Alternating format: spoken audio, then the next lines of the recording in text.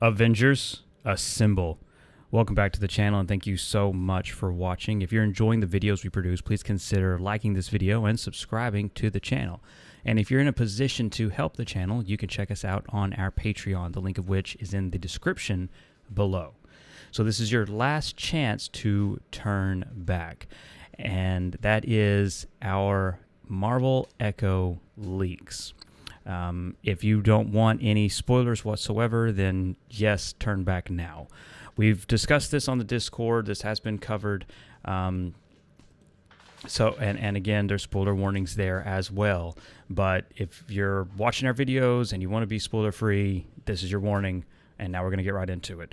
So we're going to start off with what people want to know the most about, and that is Daredevil's appearance in Echo.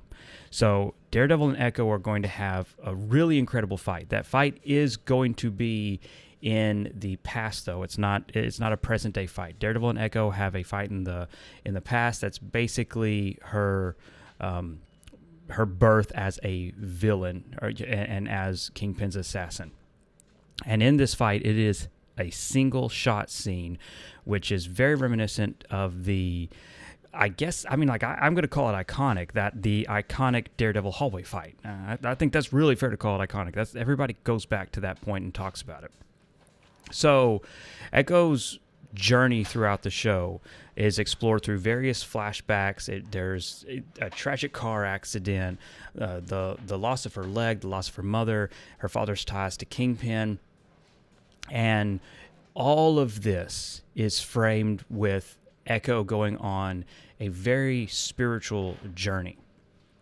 And this journey is guiding her, and she obtains through this spiritual journey a number of tattoos. And these tattoos, you can see the designs from this unreleased poster for Echo. Those designs behind her, you'll see that represented on her markings and on her tattoos. And she will have tattoos that match up to powers, and they will glow when she uses that specific ability. Now, this is a significant departure for Echo's character, especially depending on how you fit into being a comic book fan.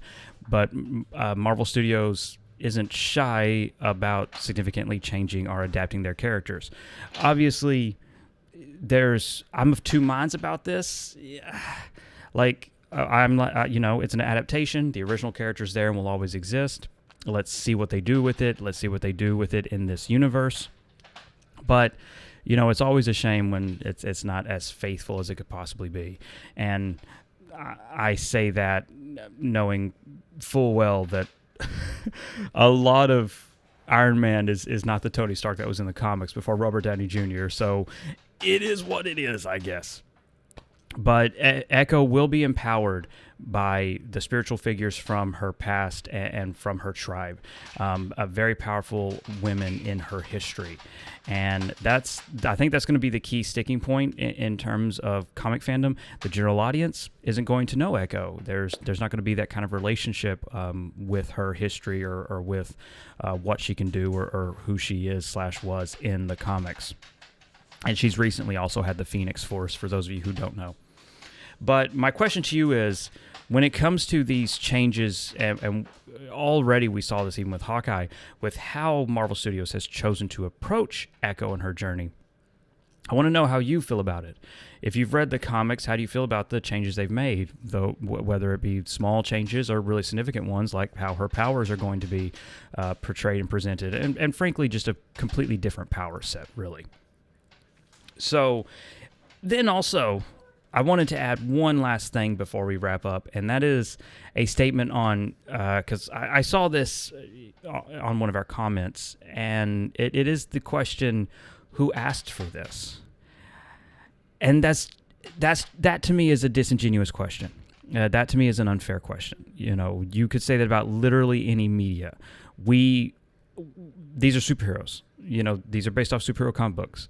We're consuming content that is not going to change the world. Yeah, who asked for an Iron Man film? Who asked for a Captain America film? Who asked for this? Who asked for that? All of these heroes have fans, but to pretend that the Guardians of the Galaxy and Iron Man were A-list characters to the general audience is absurd. They were not relevant.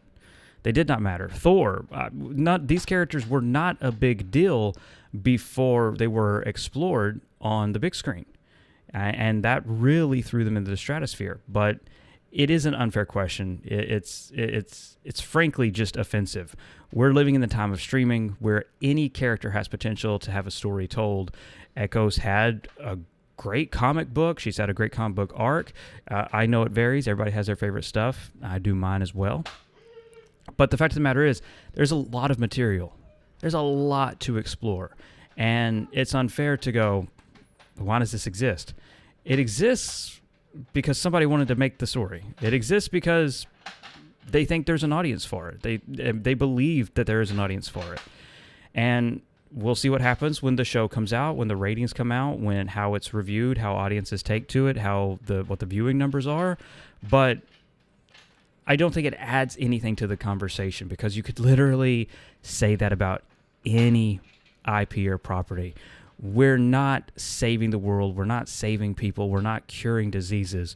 We're watching superheroes. Let's have fun and watch superheroes.